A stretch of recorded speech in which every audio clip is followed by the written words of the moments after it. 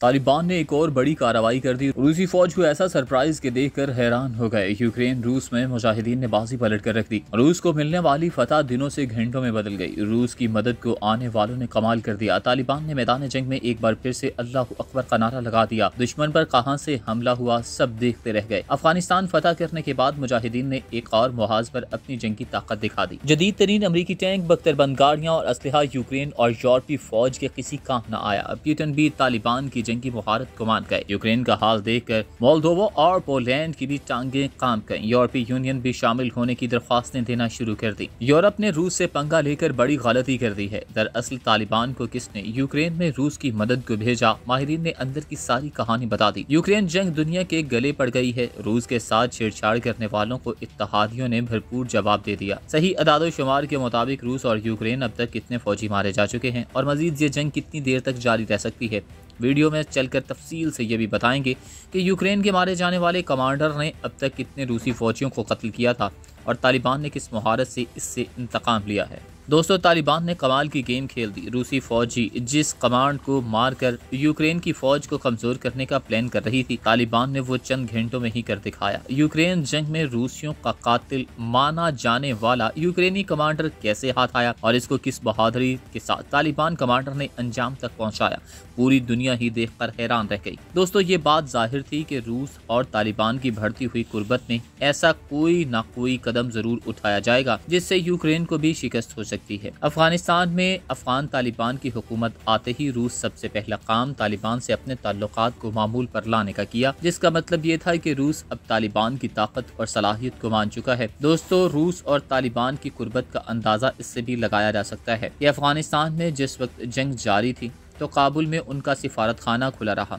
तालिबान के बारे में रूस की सोच भी मुख्तलिफ मालूम होती है। रूस ने अपने बयानात के जरिए तालिबान के लिए गर्मजोशी दिखाई। तालिबान के काबुल पर कब्जे के 48 घंटों के अंदर ही रूसी सफीर दमित्री ज़ेरनोफ ने तालिबान के एक नुमाइंदे से मुलाकात की। अक़वाम मुत्तहिदा में रूस के नुमाइंदे वासेली ने कहा कि वो अफगानिस्तान में मुफाहमत की नई उम्मीद देख रहे हैं। कानून की हुक्मरानी वापस आ रही है और ये कि बरसों की खूनरेजी का खात्मा हो गया है। अफगानिस्तान के सदर और दूसरी जानिब प्यूटन के खुसूसी एलची ज़मीर क़ोबलोफ ने यहाँ तक कहा कि तालिबान के साथ मुज़ाकरात करना खुद साख्ता जलावतन सदर अशरफ गनी की कठपुतली हुकूमत के मुकाबले में आसान है। इससे पहले रूसी सिफारतकारों ने दावा किया था कि अशरफ गनी ने तालिबान के काबुल पर कब्जे से कुछ देर कबल चंद गाड़ियों और एक हेलीकॉप्टर में नकदी लेकर मुल्क छोड़ दिया है। ताहम अशरफ गनी ने इन इल्जामात को झूठ करार देते हुए मुस्तरद किया था। दोस्तों, रूस की जानिब से इतनी गर्मजोशी के जवाब में तालिबान ने भी रूस को ऐसे ही जवाब दिया। इस वक्त यूक्रेन में जारी जंग में भी इसका भरपूर साथ देने का ऐलान किया। मौसूल होने वाली खबर के मुताबिक यूक्रेन में एक कार्रवाई के दौरान यूक्रेन का सबसे बड़ा और अहम कमांडर मारा जा चुका है। दोस्तों, मुमकिन है कि यह जंग यूक्रेन की सरहद से बाहर तक फैल जाए और सदर प्यूटन साबिक सोवियत जमहूरिया मोल्दोवा और जॉर्जिया में फौज भेजकर रूस की साबिका सल्तनत के मजीद हिस्सों को दोबारा हासिल करने की कोशिश कर सकते हैं, जो नेटो का हिस्सा नहीं है, या सिर्फ गलत अंदाजों के बायस जंग की शिद्दत में मजीद इजाफा हो सकता है। सदर प्यूटन यूक्रेन की अफवाज को मगरबी ममालिक की जानिब से हथियारों की फराहमी के अमल को जारियत करार दे सकते हैं और इसके नतीजे में जवाबी कार्रवाई कर सकते हैं। वो नेटो इत्तेहाद की रुकन लिथुआनिया जैसी बाल्टिक रियासतों में फौज भेजने की धमकी दे सकते हैं ताकि वो रूसी साहिली इलाके कलिनिनग्राड के साथ ज़मीनी रास्ता और राबिता कायम कर सके। ये इंतहाई खतरनाक होगा और नेटो के साथ जंग के खतरात को बढ़ा देगा। नेटो के फौजी इत्तेहाद के चार्टर की शिक 5 के तहत एक रुकन पर हमला सबसे बड़ा हमला तस्वुर किया जाता है, लेकिन सदर प्यूटन को अगर ये लगता है कि ये इनकी क़यादत को बचाने का वाहिद रास्ता है तो ये वो ख़तरा मोल ले सकते हैं। शायद अगर इन्हें यूक्रेन में शिकस्त का सामना करना पड़ता है तो वो मज़ीद आगे बढ़ने की लालच में आ सकते हैं। अब हम ये जानते हैं कि रूसी रहनुमा देरीना बैनुल अक़वामी असूलों को तोड़ने के लिए तैयार हैं। इसी मंतक़ का इत्तलाक़ जौहरी हथियारों के इस्तेमाल पर भी हो सकता है। इस हफ्ते में ही सदर प्यूटन ने अपनी जौहरी क़ुव्वतों को आला सतह पर अलर्ट कर दिया है। ज़्यादातर तज्ज़ियाकारों को शक है कि इसका मतलब है कि इनके इस्तेमाल का कोई इम्कान है, लेकिन ये एक याद दहानी थी कि रूसी नज़रिया मैदान जंग में टेक्निकल जौहरी हथियारों के मुमकिन इस्तेमाल की इजाज़त देता है। दोस्तों, अक़वाम मुत्तहिदा के जनरल सेक्रेटरी एंटोनियो गुतेरेस ने कहा कि इस वक्त तो बंदूकें बोल रही हैं, मगर बातचीत का रास्ता हमेशा खुला होता है और बातचीत जारी भी है।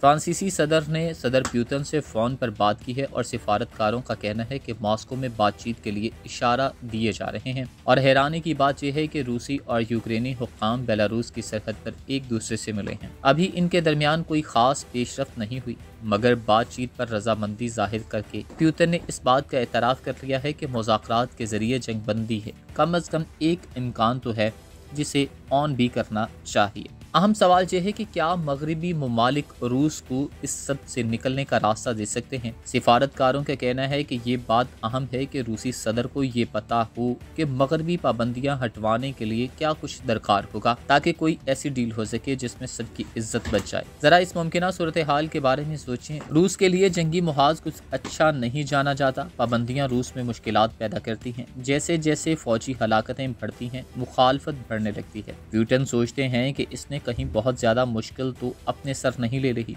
वो ये फैसला करते हैं कि जंग जारी रखना इन क़यादत के लिए इसको खत्म करने की बेइज्जती से ज्यादा बड़ा खतरा है। चीन मुदाखलत करता है और मॉस्को पर दबाव डालता है कि वो समझौता करे, वरना वो रूसी तेल और गैस नहीं खरीदेगा। प्यूतन मसले से निकलने का रास्ता ढूंढने लग जाते हैं। दोस्तों, बात जाहिर है कि रूस और तालिबान की जो बढ़ती हुई कुर्बतें हैं, इनसे कुछ न कुछ और बड़ा होने वाला है। अब ऐसा कोई कदम ज़रूर उठाया जाएगा जिससे यूक्रेन को भी शिकस्त हो सकती है। अफ़गानिस्तान में अफ़गान तालिबान की हुकूमत आते ही रूस ने सबसे पहला काम तालिबान से अपने ताल्लुकात को मामूल पर लाने का किया, जिसका मतलब ये था कि रूस अब तालिबान की ताकत और सलाहियत को मान चुका है। रूस और तालिबान की कुर्बत का अंदाज़ा इस बात से भी लगाया जा सकता है कि अफ़गानिस्तान में जिस वक्त जंग जारी थी तो काबुल में उनका सिफारत खाना खुला रहा। तालिबान के बारे में रूस की सोच भी मुख्तलिफ मालूम होती है। रूस ने अपने बयानात के जरिए तालिबान के लिए गर्मजोशी दिखाई। तालिबान के काबुल पर कब्जे के 48 घंटों के अंदर ही रूसी सफीर दमित्री ज़ेरनोव ने तालिबान के एक नुमाइंदे से मुलाकात भी की है, जो कि इंतहाई अहम है। दोस्तों, बात जाहिर है कि रूस और तालिबान की जो बढ़ती हुई कुर्बतें हैं, इनसे कुछ न कुछ और बड़ा होने वाला है। अब ऐसा कोई कदम ज़रूर उठाया जाएगा जिससे यूक्रेन को भी शिकस्त हो सकती है। अफ़गानिस्तान में अफ़गान तालिबान की हुकूमत आते ही रूस ने सबसे पहला काम तालिबान से अपने ताल्लुकात को मामूल पर लाने का किया, जिसका मतलब ये था कि रूस अब तालिबान की ताकत और सलाहियत को मान चुका है। रूस और तालिबान की कुर्बत का अंदाज़ा इस बात से भी लगाया जा सकता है कि अफ़गानिस्तान में जिस वक्त जंग जारी थी तो काबुल में उनका सिफारत खाना खुला रहा। तालिबान के बारे में रूस की सोच भी मुख्तलिफ मालूम होती है। रूस ने अपने बयानात के जरिए तालिबान के लिए गर्मजोशी दिखाई। तालिबान के काबुल पर कब्जे के 48 घंटों के अंदर ही रूसी सफीर दमित्री ज़ेरनोव ने तालिबान के एक नुमाइंदे से मुलाकात भी की है, जो कि इंतहाई अहम है। तालिबान के बारे में रूस की सोच भी मुख्तलिफ मालूम होती है। रूस ने अपने बयानात के जरिए तालिबान के लिए गर्मजोशी दिखाई। तालिबान के काबुल पर कब्जे के 48 घंटों के अंदर ही रूसी सफीर दमित्री ज़ेरनोव ने तालिबान के एक नुमाइंदे से मुलाकात भी की है, जो कि इंतहाई अहम है।